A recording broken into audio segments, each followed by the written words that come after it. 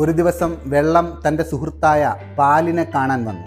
പാൽ വെള്ളത്തെ കണ്ടപ്പോൾ തന്നെ സന്തോഷത്തോടെ ചേർത്ത് പിടിച്ചു. അതേ നിമിഷം ഒരത്ഭുതം സംഭവിച്ചു. വെള്ളത്തിൻ്റെ മൂല്യം പെട്ടെന്ന് ഉയർന്നു. വെള്ളം സന്തോഷത്തോടെ ചോദിച്ചു, സുഹൃത്തെ, ഇതെങ്ങനെയാണ് സംഭവിക്കുന്നത്?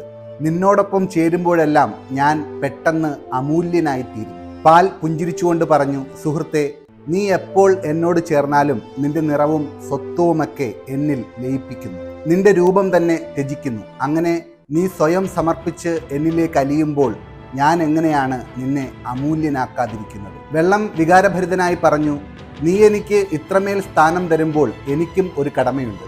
അതുകൊണ്ടാണ് ഓരോ തവണ തീയിൽ വെച്ച് ചൂടാക്കുമ്പോഴും ഞാൻ ആദ്യം വാതകമായി പുറത്തു വരുന്നത്. പാൽ ഉടൻ തന്നെ മറുപടി പറഞ്ഞു, നീ എനിക്കായി വാതകമായി ഉയർന്നു പൊങ്ങുമ്പോൾ ഞാൻ എങ്ങനെ നിന്നെ വിട്ടുകൊടുക്കും? അതുകൊണ്ടാണ് ഞാനും നുരഞ്ഞു പൊങ്ങി നമ്മെ വേർപെടുത്താൻ ശ്രമിക്കുന്ന ആ തീ അണച്ചു കളയുന്നത്. ഇതാണ് സ്നേഹം. ഒരാൾ മറ്റൊരാൾക്കായി ത്യാഗം ചെയ്യുമ്പോൾ മറ്റേയാൾ എല്ലാ പരിധികളും കടന്ന് അയാളോടൊപ്പം നിൽക്കാൻ ശ്രമിക്കും.